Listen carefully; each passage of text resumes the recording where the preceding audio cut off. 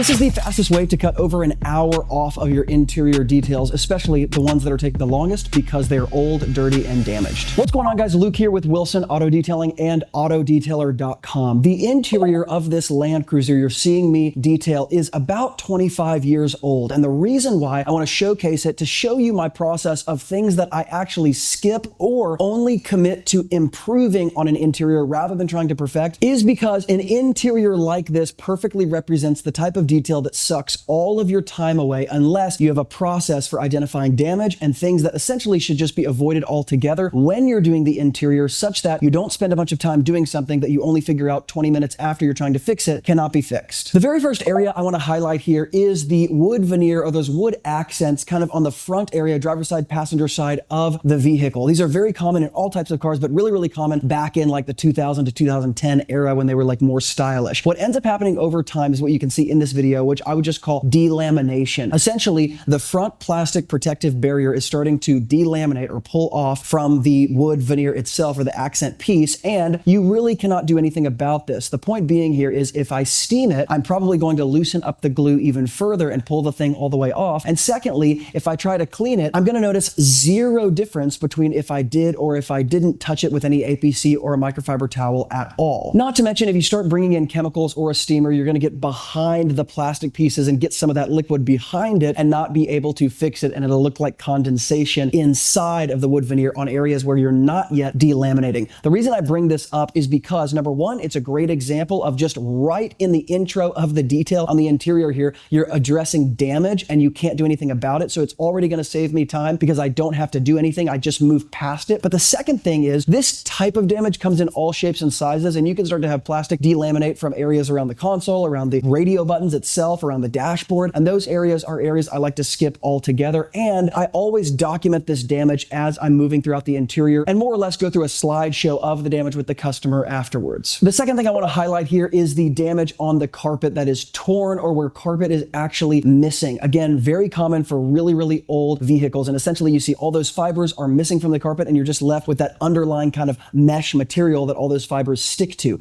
If you try to steam, clean, or use any chemical or brush on this area, you will see that you immediately start to pull off more fibers from the carpet in the same way that you would pull off hair from like a shedding dog that you're brushing. The carpet literally starts to shed. The reason why I'm talking about these things speeding my interior up is because they're areas that cannot be fixed with a basic detail. It's not a detailing issue. And so I cover those areas and I move past them altogether and I don't address them. The next area I want to highlight here are the door jambs. And this is going to apply to vehicles that are way newer and they're not quite as old as like 25 years. So this is way more applicable to a lot of details you guys are probably already doing. When you deal with a vehicle that is really dirty and has sat outside in the sun, under trees, all of that sort of stuff, and it's not detailed on a regular basis, you can clean the door jambs over and over again and keep repeating your process and keep repeating your process. The problem is you will get this like mudslide effect where when you're pouring water into the door jambs to rinse it, you're still getting crumbs and dirt and debris and loose stuff coming out because it's at this point tucked under the weather stripping around the door jambs and around the trunk area especially. And so what you'll find is that even after the detail, when you finish the door jambs, you'll get these crumbs and this debris in there that's still left over. I like to come in after everything is dry with an air compressor, blow it out, quickly wipe it down, and dress it with some sort of like no rub aerosol can dressing to get all those black components back to black and increase the visual appeal, because the customer's not paying me to remove the weather stripping and clean under all of that. So I'm having to make decisions about where the limitations are of what I'm going to do in this detail. Otherwise, of course, we'd be here for days and days and days. But that mudslide effect is extremely common for any car that's just really dirty and not detailed. Again, the more water you push in, and especially more pressure with a pressure washer, the more you're going to start to pull that stuff out. So the easiest way to deal with it is simply to see it coming out, rinse off as much as you can, step away, move on with your life, let it dry naturally, then blow the dry debris out with an air compressor afterwards, because on the face of it, the door jamb has already been cleaned and will be clean when you blow out that dry debris. But if you keep introducing more water, you're just going to keep getting more of that mudslide coming out. The next thing I want to highlight here are stains on the carpet that have actually permanently discolored the carpet and become, in some sense, more than stains that can be removed, but they're actually part of the color of the carpet now. This happened in this interior because of some rust, and this is not uncommon at all for really old vehicles. Essentially, if you pull out that plastic housing that covers the foot of the chair, like the passenger side or the driver's side chair, that sort of bolts it in to the bottom of the car itself, you'll see that exposed metal. Most of the time that exposed metal is painted, but with really old cars, a lot of times that chips away and you get this exposed metal underneath the paint just out in the open. So anytime somebody spills something down the side of the console, it gets wet, the metal that is wet starts to rust, and because it's covered in the plastic housing, you don't see it, and that rust starts to drip down on the carpet. So years later, you pull off that plastic housing, you see all this rust discoloration on the carpet, and guess what? That's not going to be fixed. One of the ways that I know it's not going to be fixed is because I can take my high pressurized steamer and I can actually blow it, coupled with some chemical, on the stain directly with a microfiber towel. And if I'm blasting insanely hot steam and liquid on the stain and I'm getting no color whatsoever pulled up directly onto my microfiber towel, it's an indication to me that, again, those fibers have just been totally discolored. You can introduce an extractor, you can introduce more steamers, you can introduce more chemicals. It's not actually going to help. And so this is an area where, again, I like to document the damage and I just move on with my life. But this is a great example of the type of detailing that keeps you sucked in for like 30 minutes if you're a beginner and you don't know how to determine the difference between what I'm talking about and then something that actually can be fixed. And so you're cleaning and you're cleaning and you're cleaning, and half an hour later you realize you've wasted your time, you have to move on anyways, and there's been zero improvement. Now the last thing I want to highlight here are just the general plastics, interior, vinyls, rubbers, plastic, leathers on an interior like this that's really dirty and really old and not detailed on a regular basis. Because what will happen is, whether it's the dashboard or maybe the door panels would be a better example here, is that detailers will often in the beginning stages try to clean, only to realize, again, there's a natural fading, in some sense oxidation, discoloration, whitening, or sort of chalkiness appearance on these plastics that's going to be there over time that will not be improved by any sort of all-purpose cleaner or interior express cleaner that you're using. And so they spend too much time over cleaning because they don't know how to separate dirt and damage. And so often my approach with these door panels or these plastics will simply be to do one general pass as quickly as possible, spraying, scrubbing, mopping up, blowing out the cracks and crevices, then very simply taking a pulled back view of the general appearance and saying, is there any specific thing I can go after? And if it isn't, I completely move on, because again, you got to look at these things on a continuum when you're detailing interiors like this. Can I significantly improve this thing I'm working on by adding another 5 or 10 minutes to this detail? If the answer is no, there is no point in me sitting there and continuing to try to improve something if it's going to be improved by 1%, 2%, 3%. If you can think about it like this, if something is at 0% and you can put it at a 50%, you should make that move. But if something is at a 90% already, because that's as good as it's going to be, and you think you can make it a 91.5%, that move is really not worth making. Now, the last area worth highlighting here are the leather seats, because as you guys can see, the leather seats are super cracked, they are faded, they are discolored, and honestly, the big piece of damage here is obviously the cracking, because the cracking is where, when you introduce a bunch of liquid, you can actually make it worse, you can start to seep into things, and so you got to be careful. My standard operating procedure for leather like this is a quick spray on the entire face, scrub with something soft like the Ninja scrub pad, mop it up with my microfiber towel, then come into the seams. I really never do more than one pass with something like Interior Express Cleaner or any other cleaner on leather like this, because once again, there's a certain level of damage, oxidation, discolored, all that sort of stuff fading that I have to accept is going to be there. And once again, this is why these types of interiors can actually be sped up, because this versus a leather seat that's in really good condition, but it's just really dirty and it can be cleaned and scrubbed and cleaned and scrubbed and cleaned and scrubbed, it actually takes much longer to do that. And so there are advantages and disadvantages, benefits and trade-offs for detailing older interiors like this, because for example, the leather seats took me very little time in this case because of my approach. Now, ironically, I do take a steamer to the seams of seats like this, and here's why. Because it's not detailed on a regular basis and the dirt in this car is so old, if you have ever tried to separate the seams and sort of brush out the crumbs or the debris in a leather seat like this, what you'll find is that you have to be way more aggressive than you would ever otherwise want to be on leather seats that are this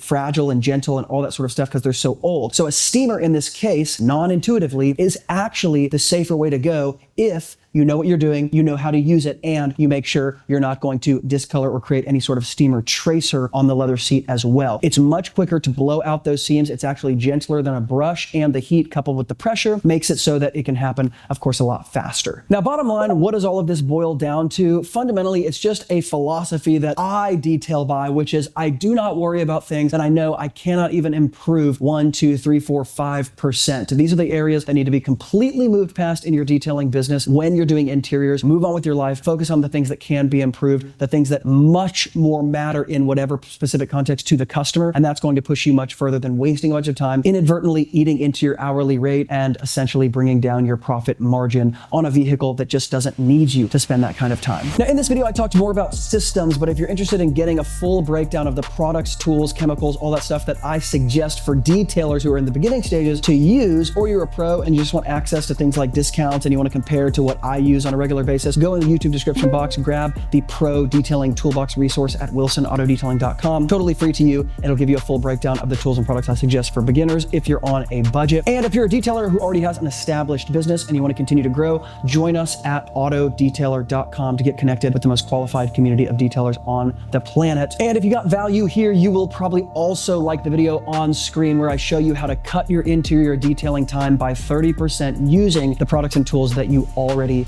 have.